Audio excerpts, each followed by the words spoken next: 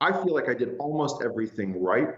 I did not have the career that I was expecting, right? And it's the same issue with Donald Trump. Let me tell you something. Baby boom.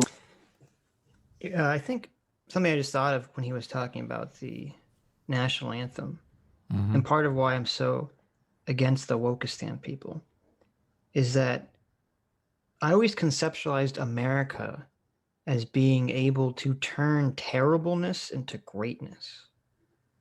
You know, we have this terrible history of slavery and oppression and all this other stuff. And yet, Americans, because we have like this kind of weird country where we don't have, you know, this 1,000 years of history in our founding, right? We're able to sort of transform all these negative traits into the greatness of the American dream and of unity and of all coming together under a shared American identity and American culture. And the issue with the Wokeistan people is that they don't believe you can turn terribleness into greatness. They think fucking sucks. They think terribleness has to be rooted out, root and stem, and burned to the ground. Yeah. And only from the ashes can something better arise. Yes. It's so wrong too. It's such a wrong view of how society or humans function. It's so Right. It's so incredibly wrong. Because and this history has shown us every time, not every time, but almost every time, someone has the power or the force to burn something to the ground and completely destroy it, they're not going to then turn around and be benevolent. No, totally. Yeah. They're not going to turn around and give up their own power.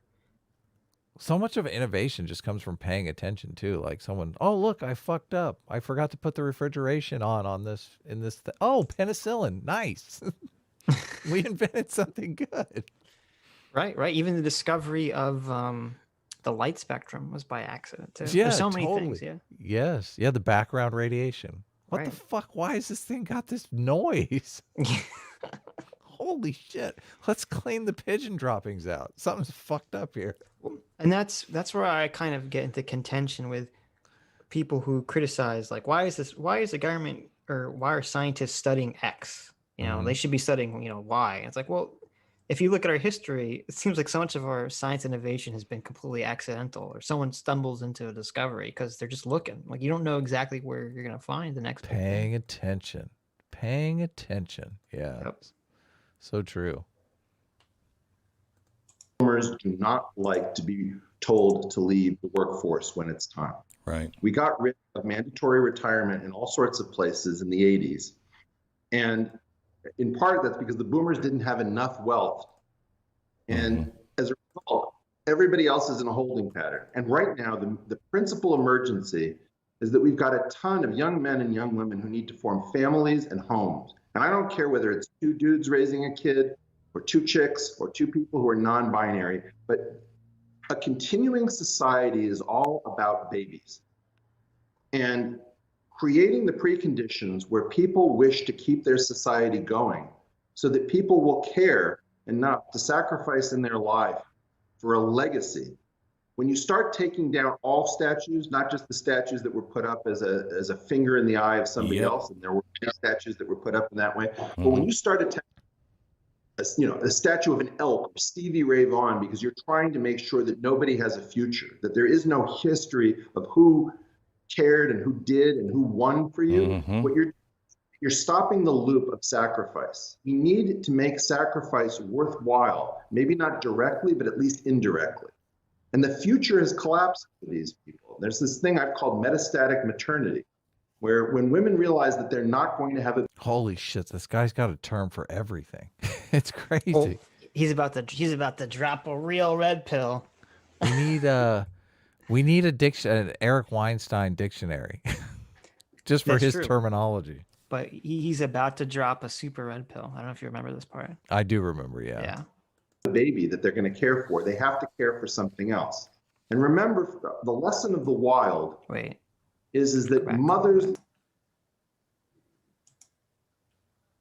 there is no history of who cared and who did and who won for you. What you're you're stopping the loop of sacrifice. We need to make sacrifice worthwhile, maybe not directly, but at least indirectly. And the future has collapsed for these people. There's this thing I've called metastatic maternity, where when women realize that they're not going to have a baby that they're going to care for, they have to care for something else. And remember, the lesson of the wild is that mothers love their babies in a way that is violent.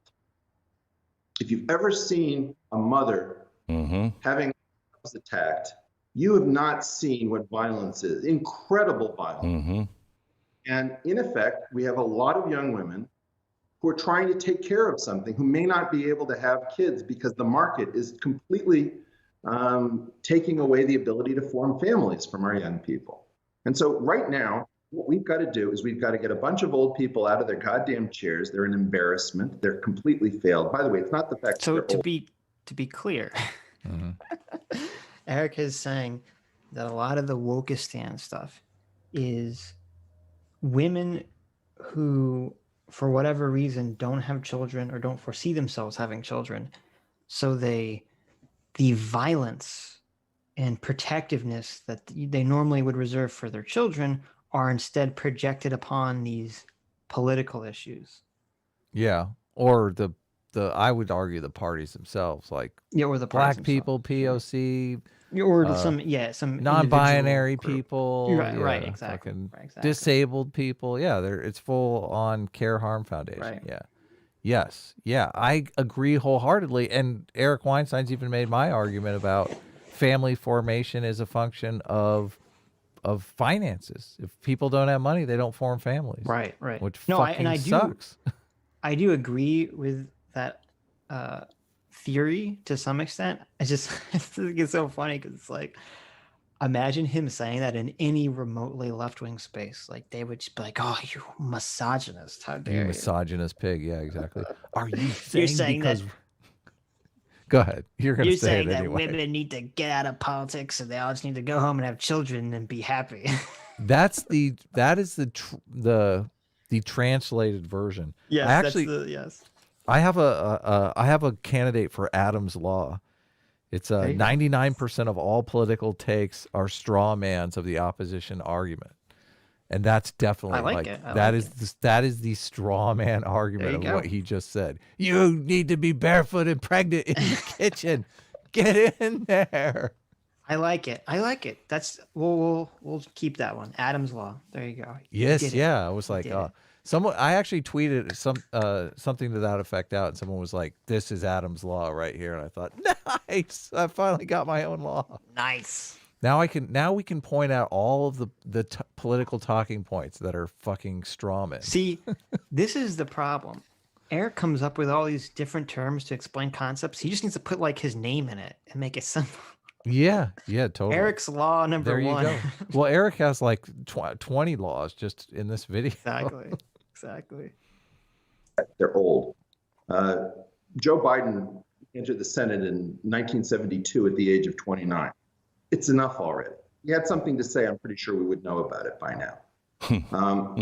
Right now, the big issue is that Donald Trump and Mitch McConnell don't make sense. Nancy Pelosi, none of these people. We are talking about a world of technically incompetent people who grew up in an era, generally speaking, before the Great Society programs, born in the 1940s, who are not capable of living in a 21st century technological world with all this change. And we need different people in the leadership position. What is this? A $20 super chat? Are we obligated to read those immediately? Sure. Oh, wait a minute. I know why you like it. Mr. J for $19.99. Thank you, Mr. J says, nothing witty to say, so just take my money. Also, takes deep breath. A-team for life. Let's have some energy. What was that? I could barely hear that last line.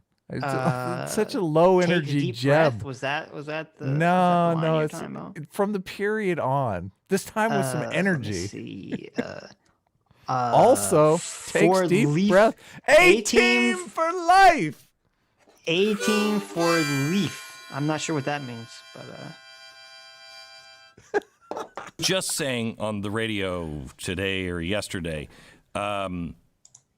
if it wasn't unconstitutional, I would vote for somebody like Elon Musk. And not because I agree with everything he has to say. I think he'd be, a nightmare to me in many cases. But he at least is looking at a new world. It's like we've got a group of people that want to keep us packed into the systems of 1950 that don't work.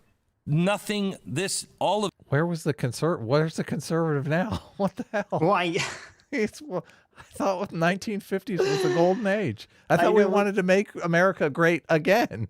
Well, that's what's so interesting, because, this is a very anti-conservative argument, and frankly, a very anti-Trump argument, which is weird to hear him say it. All of this doesn't work. We need visionaries that can understand the technology of tomorrow, the social impact of those things, explain it, and help us get into that. And I see very few of them on the horizon. Yeah, I mean, you need to. My guess is that most of our leadership born in the 1940s can't write a Hello World program in any computer language. Right. Can you write a Hello World program, Adam? Hell yeah. What I is don't it? believe you. What is that? Exactly. What is? Hold on. I could figure it out.